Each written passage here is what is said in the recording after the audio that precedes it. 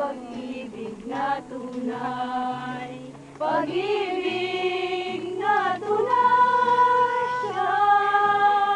Anong kailangan sandigan,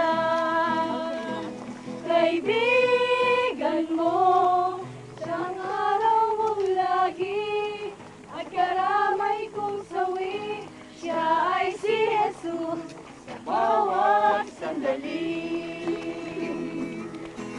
Siya ang dapat tanggapin at kilalin